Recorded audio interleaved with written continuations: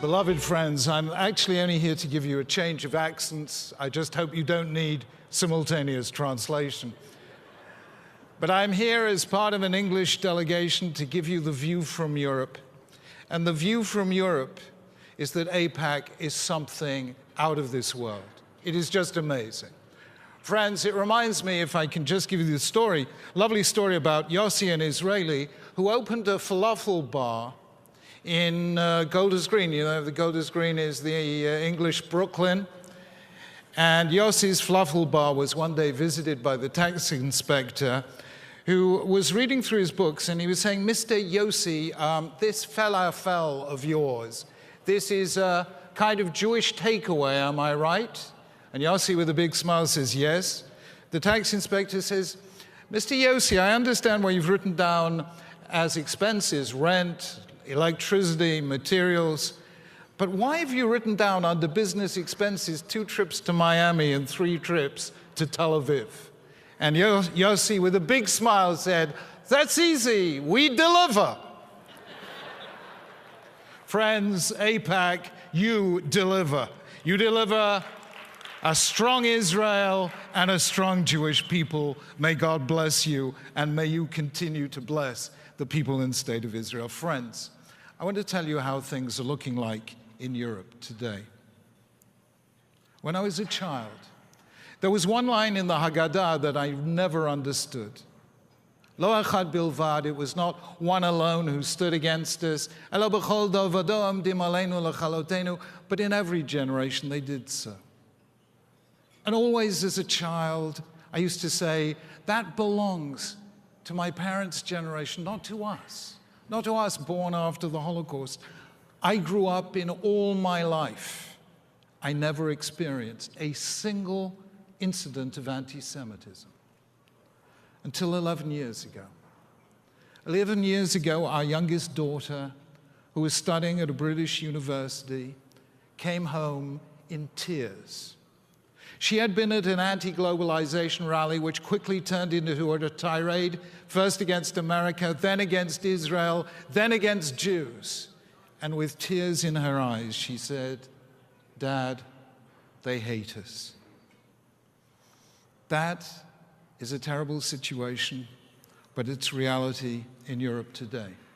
In the last 2 weeks, there have been stories about the rise of anti-Semitic incidents in France by 58% in a single year. In Belgium, 30%. In Denmark, doubled in the space of 3 years. In England, in France and Italy, English football supporters were attacked, not because they were Jews, but because they were supporting a football team, many of whose supporters happened to be Jews. And I don't know whether you read this, I'm sure you did. Last Wednesday, the Turkish president, Mr. Erdogan, called Zionism a crime against humanity. I have to tell you that what we grew up with, never again, is beginning to sound like ever again. And at the heart of it is hostility to Israel. Of course, not all criticism of Israel is anti-Semitic, but make no mistake what has happened. In the Middle Ages, Jews were hated because of their religion. In the 19th century and the 20th, they were hated because of their race. Today, when it's no longer done to hate people for their religion or their race, today they are hated because of their state. The reason changes, but the hate stays the same. Anti-Zionism is the new anti-Semitism.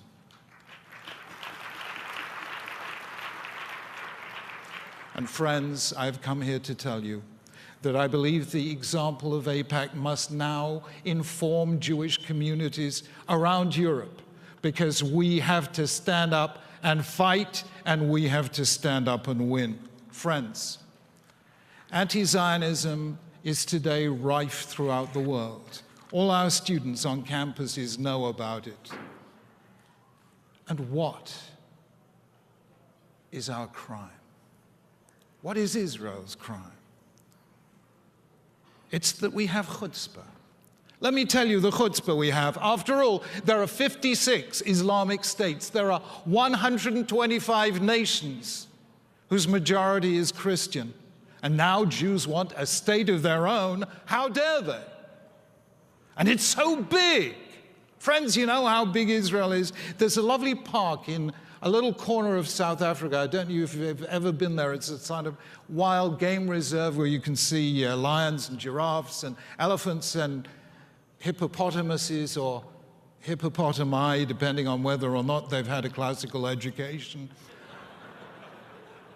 It is called the Kruger National Park. Friends, Israel is the same size as Kruger National Park. How dare they want something that big? Don't Jews by now know that their role in history is to be scattered, dispersed, homeless, and defenseless, and now they want a space where they can defend themselves? How dare they? Friends, we dare because we are human. We dare because to be denied the right to self-defense is to be treated as less than human. Mr. Erdogan, it is anti-Zionism that is a crime against humanity.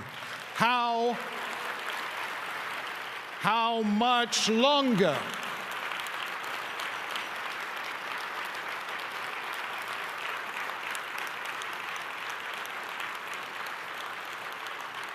How much longer must the Jewish people have to fight for the right to be? Let me tell you, friends, what is Israel? Elaine and I have just come back just 10 days ago. We were on a series of missions in Israel. And let us remind you what we saw, what you saw, what everyone sees, but the world does not see. We saw school after school, and youth village after youth village, where children at risk or children from dysfunctional or abusive families are taken and given the care that will give them hope and a future in life. We saw youth villages where Ethiopian children are given the means suddenly to make that leap across centuries and cultures and find their own excellence. We saw the power of love to transform lives. We saw hospitals. I don't know if you've been recently to the Rambam Hospital in Haifa. In Haifa, the Rambam Hospital is building the world's largest underground hospital. Proof against bombs, missiles, chemical and biological weapons, so that when Israel's enemies decide to destroy lives, they will continue saving them. We saw the new Bar Ilan Medical Center in Safat set up to bring the finest possible medical treatment. Who to? Only to Jews? No. To Muslims, to Christians, to Druze villages throughout the Galil, because to be a Jew in Israel means you care for every life. Every life is sacred. We saw the Laniado Hospital in Netanya, a place I always visit because it moves me almost beyond words. Many of you know the Laniado Hospital was built by the Klausenberger Rebbe, a survivor of Auschwitz who during the Holocaust lost his wife and all 11 children, and there in the camps of death made an oath that if he should ever survive, he would dedicate the rest of his life to saving life. That is what I see in Israel. Every time I visit Israel, I find among Israelis, secular or religious, an absolute unswerving dedication to Moshe Rabbeinu's great command, Uvacharta v'chaim, choose life. Israel is the sustained defiance of hatred and power in the name of life, because we are the people who sanctify life. Friends, in the last decade, the equation has changed. Today, the struggle against Israel is no longer just against Israel. Today, what is at stake in Israel's survival is the future of freedom itself. Because make no mistake, this will be the defining battle of the 21st century. Which will prevail? The will to power with its violence, terror, missiles, and bombs, or the will to life with its hospitals, schools, freedoms, and rights? Believe you me, I have the privilege of knowing Sikh, Christians, Hindus, Sikhs, moderate Muslims, And I tell you from my experience, Israel is a source of inspiration, not just to us, but to them as well. Because it tells every single person on the face of the earth that a nation doesn't have to be large to be great. A nation doesn't have to be rich in natural resources to prosper. Israel has been surrounded by enemies, and yet it is shown that even so, you can still be a democracy, still have a free press, still have an independent judiciary. Israel is the only country in the Middle East where a Palestinian can stand up on national television and criticize the government and the next day still be a free human being.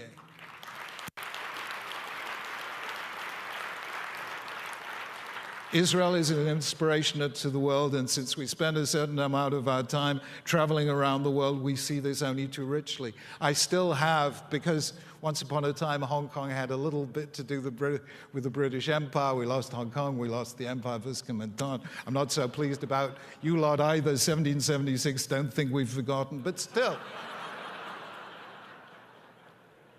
And so it was one of my visits to Hong Kong after the handover. I went to see Mr. Tung Chee-hwa, the Beijing appointment, as head of Hong Kong. And I tell you, this man, this Chinese appointment, was a lover of Jews and Judaism and Israel. He said to me, you know, your people and my people are very old people. You've been around 6,000 years. We've been around 5,000 years. Tell me, I always wanted to know, what did you do for the first 1,000 years before you had kosher Chinese takeaways? I said, Mr. Tung, you want to know what we did for the first 1,000 years? We complained about the food. And Mr. Tung said to me, I want to go and visit Israel because I see that as the model of development for here. And he did go 2 or 3 months later and came back absolutely inspired. And I went straight to the Israeli ambassador in London and said, look how the world has changed. There was a time when Israel dreamed about being the Hong Kong of the Middle East. Today, Hong Kong dreams. Halavai, we should be the Israel of the Far East.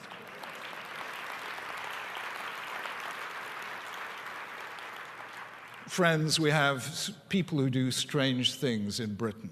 3 years ago, I don't know if you read this in the papers, the British atheists paid a fortune for London buses to carry a logo saying, probably, there is no God.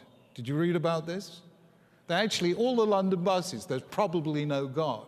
So I wrote about this, you know, that's a very interesting word, probably. After all, how probable is it that the universe should exist? How probable is it that life should exist? How probable is it that out of all the 3 million life forms on the planet Earth, only one, us, is capable of asking the question why? Nothing interesting is remotely probable.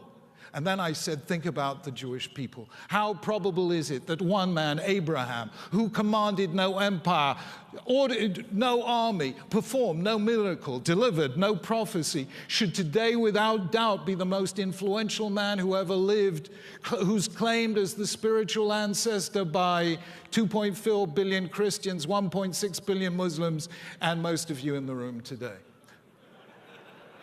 How probable is it that this tiny people, the Jewish people, numbering less than 1/5 of the population of the world, should have outlived, as you just heard, the world's greatest empires, the Egyptians, the Assyrians, the Babylonians, the Greeks, the Romans, every empire that ever stood up to destroy us? They have been consigned to history, and still we stand and sing Am Yisrael Chai. How likely is it that after 2,000 years of exile, our people should have come back to our land, and there, having stood eyeball to eyeball in Auschwitz a mere 3 years earlier, eyeball to eyeball with the angel of death in 1948, said, despite the worst crime of man against man, Lo amut ki ehya, I will not die, but I will live. Israel is the greatest collective affirmation of life in the whole of Jewish history. Friends,